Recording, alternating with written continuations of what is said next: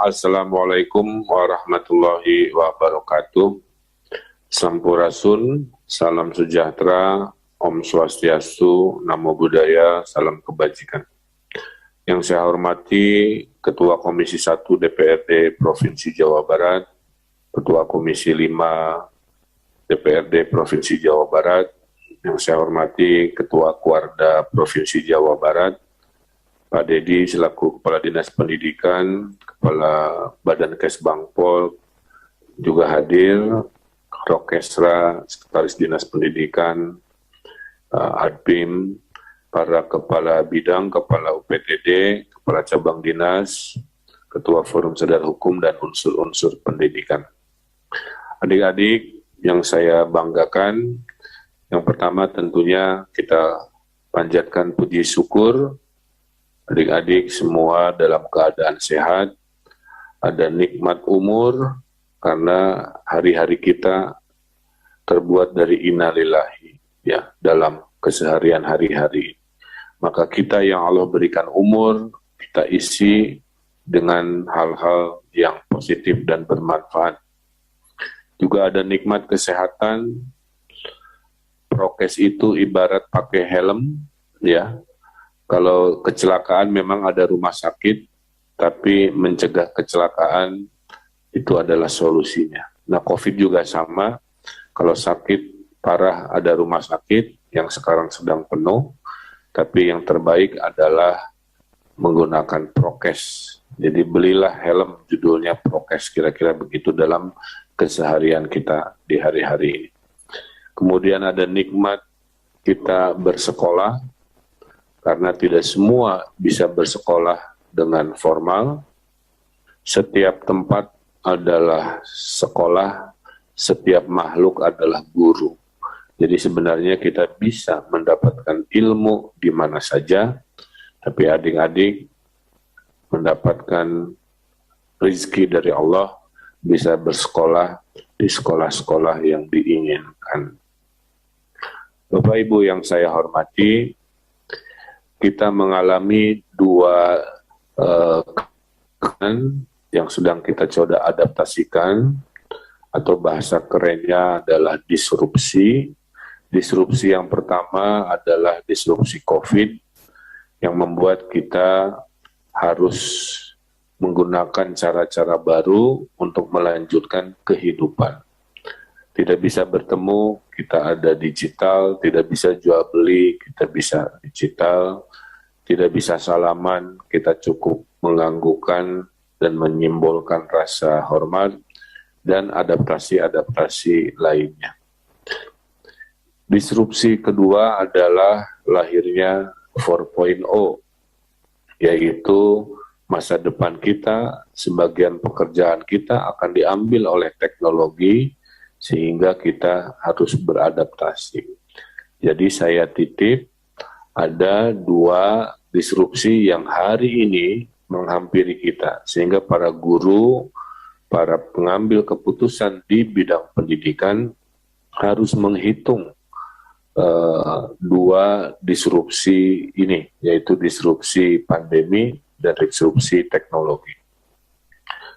Kalau uyut kita, kakek nenek kita hidupnya di tahun 1900, ya adik-adik, itu baru umur 18 tahun mereka sudah kena namanya Perang Dunia ke-1 yang mengambil nyawa lebih dari 20 juta jiwa manusia. Dari tahun 20-an setelah Perang Dunia ke-1, mereka kena pandemi mirip COVID, namanya flu Spanyol, yang meninggal 50 juta. Di usia mereka 30 tahun, kena krisis ekonomi, semua kena PHK yang disebut dengan global recession. Di umur 45, mereka kena lagi namanya Perang Dunia Kedua yang membunuh lebih dari 70 juta jiwa. Jadi generasi uyut kita hidup dalam satu abad yang disrupsinya bertubi-tubi. Nah, kita yang hidup di hari ini, yang sedang diuji oleh dua disrupsi, saya doakan semua bisa menyesuaikan diri Tugas manusia melanjutkan kehidupan, salah satunya melalui pendidikan, sehingga ibarat ujian sekolah, semua harus lulus dari ujian yang namanya COVID dengan nilai yang baik, semua harus lulus dengan ujian Revolusi 4.0 dengan nilai yang baik. Nah, Bapak Ibu yang saya hormati, kita ini lahir dari perbedaan. Ya, tidak ada semua dari kita ini sama, ya. Orang kembar pun jodohnya beda. Orang kembar pun kadang-kadang selera makannya berbeda. Nah, karena kita berbeda, kita harus bikin janji apa yang membuat hubungan kita ini umurnya panjang. Nah, dalam kehidupan berbangsa bernegara, perjanjian atau akad nikah kita itu namanya Pancasila. Karena agamanya tidak satu, bahasanya tidak satu, seleranya tidak satu, adatnya tidak satu, maka supaya rumah ini tidak bubar, kita harus menghargai sebuah perjanjian yang namanya Pancasila. Sila pertama tentang ketuhanan, makanya percuma kita jadi orang baik, itu hanya selamatnya di dunia. Kita juga harus ahli ibadah supaya selamatnya tidak hanya di dunia tapi di akhirat. Ada perjanjian kedua bahwa kita ini harus tolong menolong. Sila kedua kemanusiaan yang adil dan beradab. Kalau kita ada orang susah kita bantu. Kalau ada kota yang susah kita bantu, ada provinsi yang susah kita bantu. Kalau ada negara seperti Palestina yang lagi susah juga kita bantu. Karena kita ini bersaudara dalam kemanusiaan. Yang ketiga, kita ini harus satu menjadi NKRI. Kalau mau jadi negara yang seperti provinsi pakai suku bangsa, nanti semua bubar, ya.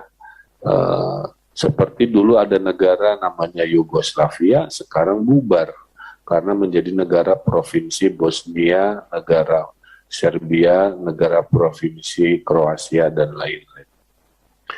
Yang keempat, adik-adik, kita berjanji supaya kita nggak bubar Indonesia ini. Kalau ada masalah, beda pendapat, selesaikan dengan musyawarah. Itulah sila keempat. Jadi tong parasea, ya. Yang satu army, yang satu geng Blackpink, tong parasea. Selesaikan dengan musyawarah, ya. Nah, jadi yang satu sepak bolanya Inggris, yang satu Italia, heuteing, yang penting selesaikan secara musyawarah kalau terjadi perbedaan. Adik-adik, hari-hari ini di HP itu banyak sekali orang mudah bertengkar, ya. Oleh karena itu, jangan selalu mencari perbedaan, pasti ketemu, betul? Saya laki-laki, misalkan Anda perempuan, itu aja udah beda. Kira-kira begitu. Saya Sunda, itu Jawa, itu aja udah beda. Saya Islam, itu Kristen, itu aja udah beda. Terus kalau dicari perbedaan pasti ketemu. Yang harus dicari itu persamaan, ya adik-adik. Oh, kita beda agama, tapi Indonesia Raya kita sama. Kira-kira begitu. Oh, kita sama agama, beda organisasi, tapi kan sila rukun Islamnya sama, 5, ya. Jadi jadilah generasi yang selalu mengedepankan persamaan, jangan terlalu membesar-besarkan perbedaan. Ya. Nah, yang terakhir adalah sila kelima, bahwa supaya rumah Indonesia tidak runtuh, kita ini tidak boleh kaya sendiri, orang miskin tidak ditolong. Itulah sila keadilan sosial, kira-kira begitu. Itulah ekonomi yang disebut ekonomi Pancasila.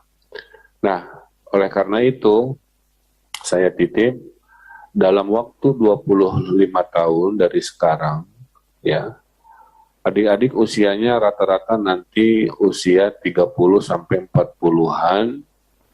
Adik-adik adalah gubernur Jawa Barat mungkin sebagian. Adik-adik sudah jadi pemilik perusahaan. Adik-adik sudah jadi selebgram yang kaya raya, adik-adik sudah jadi kepala dinas dan sebagainya. Saya, Pak Kadis, yang tadi sudah pensiun, sudah jadi aki-aki lah kira-kira. Nah, di tahun 2045 itu 100 tahun Indonesia merdeka, itu Indonesia ini bisa jadi juara dunia atau jadi kalah. Kalau jadi juara dunia, itu anak-anaknya harus punya skill yang kompetitif, skill yang produktif, ya. Karena 70% warga Indonesia di tahun 2045 itu nanti adalah anak-anak muda. Saya tidak mau anak-anak muda ini menjadi anak muda yang menjadi beban negara, harusnya menjadi mesin negara. Ya, anak-anak muda yang jadi pengemis ke negara, harusnya menjadi anak-anak muda yang menjadi pahlawan untuk negara. Oleh karena itu, kuasai 4 hal ini. Ya, 1, fisik harus kuat. Jangan asal jajan, jangan asal makan. Ya, stunting adalah penyakit gagal tumbuh karena makannya tidak bergizi. Jangan makan kebanyakan micin, jangan makan kebanyakan yang tidak bergizi. Jadi anak-anak Jawa Barat harus sehat-sehat. Tidak harus semuanya seperti Aderai gitu ya, binaragawan. Yang penting mah sehat, kuat, mau diajak lompat, jagoan, kira-kira begitu. Yang kedua, otaknya harus cerdas. Kalau yang pertama adalah fisik, physical quotient. Yang kedua adalah IQ. Kudu apal ditanya, ya, 13 kali 27 bagi 3 kali 0 sabaraha. Gitu kan, langsung harus gercep gitu. Harus cerdas caranya, belajarlah dimanapun. Di kelas, lewat Google, lewat Wikipedia, lewat YouTube. Yang penting mah mau belajar. Ya. Nah, yang ketiganya, adik-adik harus punya akhlak yang baik atau EQ, emotional quotient. Kalau ada antrian, ikut ngantri. Kalau ada orang susah, ditolong. Kalau ada nenek-nenek mau nyebrang, dibantu. Kan begitu ya. Kalau hutang dibayar, hey, ya, suku Bandung hutang dibayar. Nah, itu teh akhlak, ya. Nah, jadi fisik harus kuat, otak harus cerdas, harus berakhlakul karimah. Yang terakhir adalah SQ, nilai keempatnya, yaitu ahli ibadah. Percuma bager, sehat, kan tadi ya, pinter, tapi tara sholat, tara ngaji, jarang beribadah ke rumah ibadah. Makanya nanti selamatnya hanya di dunia, tapi tidak di akhiratnya. Nah, oleh karena itu, ingat ya, 4 nilai kualitas anak-anak Jawa Barat, adik-adik semua. 1, badannya harus sehat. 2, otaknya harus cerdas. 3, hatinya harus berakhlak. 4, rajin ibadah. Nah, dalam konsep yang kita sebut Jabar Masagi, yang tadi itu, kita melihat sesuatu pada kearifan lokal. Jangan harus pandai merasa, ya, itu namanya surti, harus pandai memahami, itu namanya harti, harus pandai membuktikan diri sebagai manusia yang bermanfaat, yaitu bukti, dan akhirnya mengabdikan hidupnya untuk kepentingan bangsa dan negara atau harti. Kita harus jaga diri hari ini, kita harus jaga keluarga, kita harus jaga dulur kita, saudara kita, masyarakat kita. Nah, dalam semangat itu, saya titip ke adik-adik, itu HP-nya ya tiap hari itu akan mempengaruhi frekuensi otak kita. Kalau yang dibacanya hanya receh-receh akunnya ya, maka otak adik itu otak receh-receh. Kalau yang dibaca di HP-nya itu pelajaran dan isi-isi yang penuh ilmu, maka adik akan menjadi orang yang berilmu. Tapi adik juga kalau baca HP-nya yang marah-marah, yang julid-julid, yang nyinyir-nyinyir, adik-adik juga akan masuk otaknya golongan yang julid-nyinyir. Ya, makanya harus hati-hati apa yang kita konsumsi. Kalau mau soleh, bergaulah dengan orang-orang soleh, pasti ke bawah soleh. Kalau mau pintar, bergaulah dengan orang-orang pintar, pasti ke bawah pintar. Kalau mau kreatif, bergaulah dengan orang-orang kreatif, pasti ke bawah kreatif. Kalau mau negatif, bergaul dengan orang-orang pesimis, pemarah, pasti hidupnya isinya marah dan pesimis. Kalau mau optimis, semangat, bergaulah dengan Gubernur Jawa Barat, pasti bawaannya semangat dan selalu optimis. Ya, makanya hati-hati dengan siapa kita berteman, hati-hati dengan siapa kita membaca.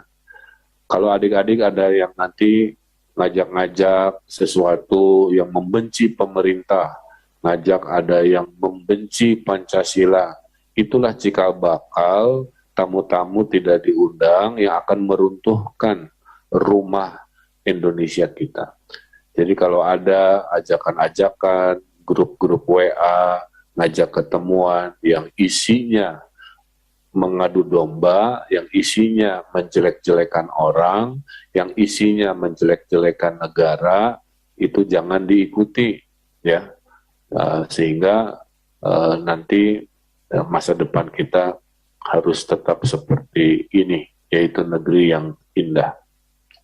Terakhir dari saya, adik-adik harus bersemangat, memiliki segala skill, ya. Kalau daki gunung bisa, ngojai bisa, gitu ya.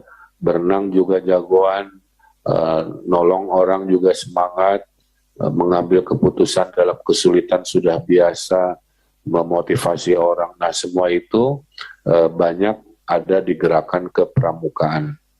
Daripada masuk organisasi yang kadang-kadang tidak jelas, adik-adik saya ingatkan, gunakan pendidikan kepramukaan sebagai salah satu kewajiban di tahun pertama untuk menjadi manusia-manusia yang tangguh.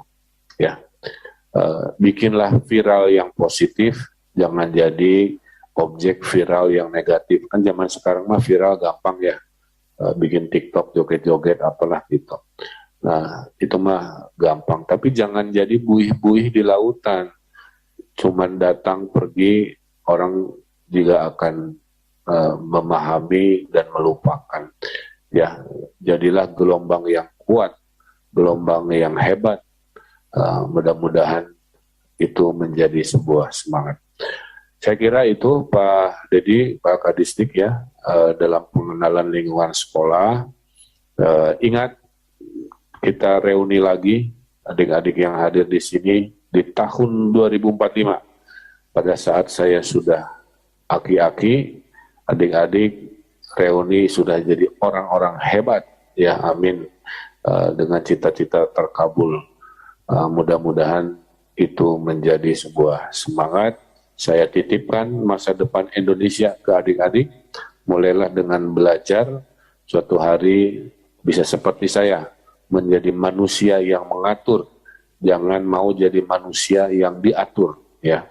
Maka bersemangatlah semua jadi pemimpin yang mengatur. Nanti hidup kita diatur oleh orang-orang baik, orang-orang soleh, orang-orang yang paham membawa negara. Jangan mau diatur oleh orang-orang yang tidak paham, orang-orang yang koruptif, orang-orang yang jauh dari agama, orang-orang yang jauh dari Pancasila. Itulah kenapa adik harus semangat menjadi pemimpin, menjadi orang-orang yang mengatur di suatu hari nanti. Dengan mengucap Bismillahirrahmanirrahim, dengan ini saya nyatakan tahun ajaran 2021-2022 dan pengenalan lingkungan sekolah bagi siswa baru secara resmi saya buka. Terima kasih kepada semuanya. Ikan hiu makan pepaya, I love you semuanya. Terima kasih. Wassalamualaikum warahmatullahi wabarakatuh. Waalaikumsalam warahmatullahi wabarakatuh.